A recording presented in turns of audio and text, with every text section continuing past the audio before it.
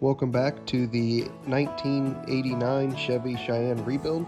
In this video, we're going to do lots of small things, such as mount the fuel tank, put on some brake calipers, run some brake lines, also fix the clamshells for the motor mounts.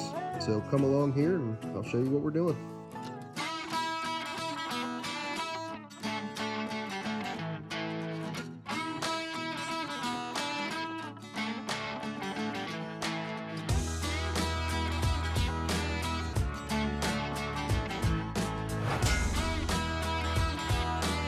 We're gonna get these shocks replaced right here. These are pretty old. Well, they're as old as the truck, I'm sure. So we're gonna get them replaced right now. And there you have it. Got those installed. All right, now I got them on. Got both the front and the back shocks on. Okay, we're gonna go ahead and put some calipers on here. As you know, I pulled the old ones off. I had no idea how they came off. There's a wedge style, I guess, fitment for it. And this wedge will actually keep it in there. So you actually hammer it in there with the caliper in there. You hammer this in there. So I'm gonna just go ahead and do this one on camera. I already did the other side, so I got some practice. It ain't too bad.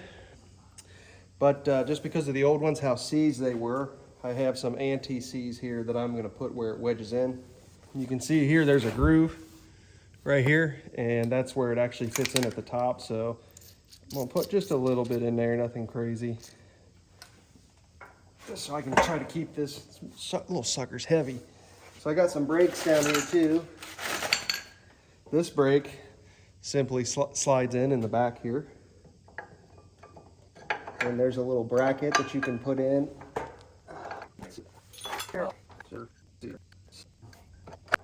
That's the side near the piston. And then the other brake simply just slides in just like that. Pretty easy. Now you just got to grab it. Like I said, there's that groove. Rotate it in here just like this. And it's kind of heavy and awkward, so hopefully I'm not in the way of the camera here.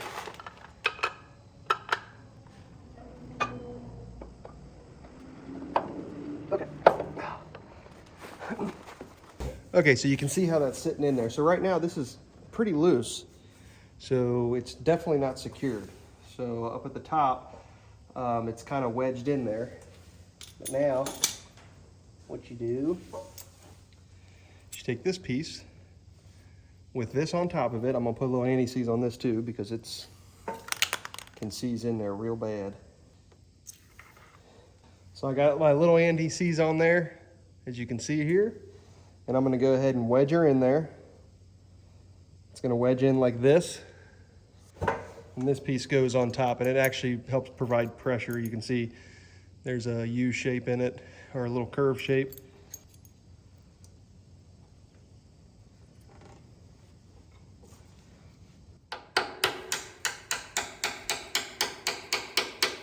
You can see how it's moving in there, and it's providing pressure between this down here and the actual caliper.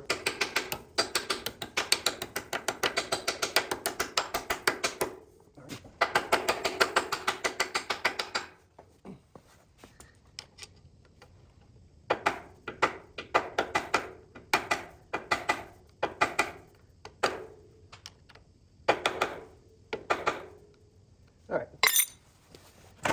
Now you can see I've got this wedge all the way in there to line up with this hole here.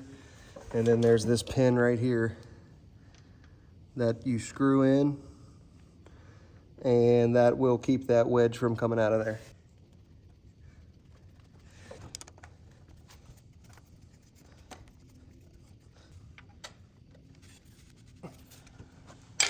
All right, so that is on there very tight. It's not going anywhere.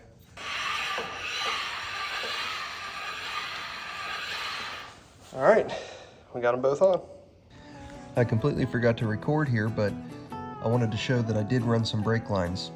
You can see here I got all the brake lines to the front calipers, and I have them going back to the rear calipers as well. James forgot to record this, which is okay. I just want to show what he did today. Babe, what did you put in? I rekeyed the ignition because we couldn't find the old key after it was left in the tobacco barn. So I bought the key off of Amazon, followed the instructions, and it wasn't too bad. So it works. Sweet, let me come to the other side so I can see better. Oh, that's perfect. Awesome. All right, we're working on the clamshells. At least I think that's what these are called. But this is how we're going to attach the motor to the engine. I bought new inside rubber motor mounts, but I think I have to drill this out, that center hole, in order for these to come apart. So I got one already rigged up here on the Bridgeport, and I'm going to start drilling it out here. Put a little oil on here.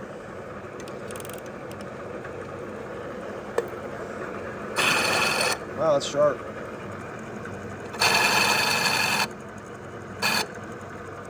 All right, let me see if that'll pop loose now.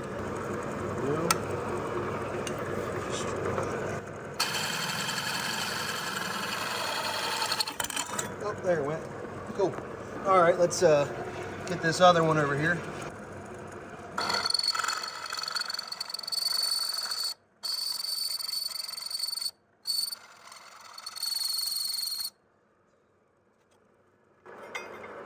All right, got her off of there. Now this piece should come out, and I got a new piece like this to put in there, but I'm gonna paint this one up, and we'll get this other one done. All right, I got the clamshells out there drying. I just put a coat of paint on them. The other thing that I'm gonna start working on while we're waiting on that to dry are hanging the fuel tank brackets. So this is one of the old ones. This is a new one, obviously. And I wanted to point this out. This is an old one here, obviously, and this is a new one. And you can see that they're different sizes. So I don't know if I ordered the wrong one by accident or if they sent me the wrong one. Not sure, but I'm not gonna send anything back. I'm just going to kind of fabricate this one. All I gotta do is transfer the holes over and then cut this shorter. So I'm gonna start doing that, taking some measurements, get everything transferred over.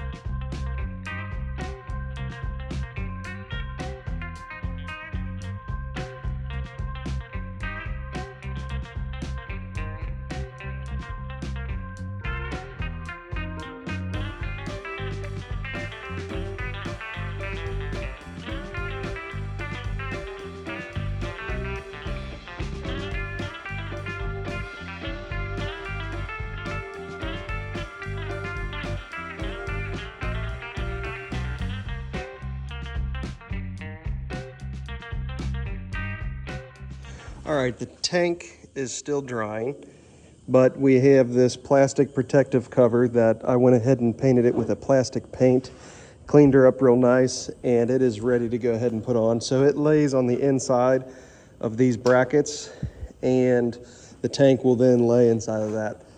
So that'll protect the tank from any kind of debris that's coming up from this wheel right here or anything coming off the road. And it's a pretty nice, hard, durable plastic. So we're gonna go ahead and install that now.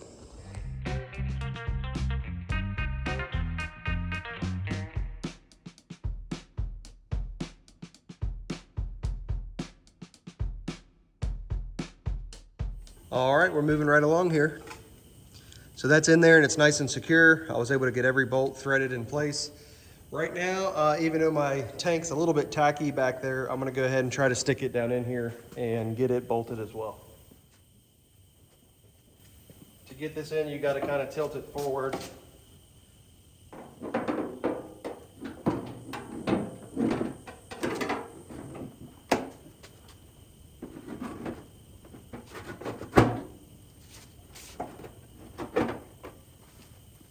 far, so good.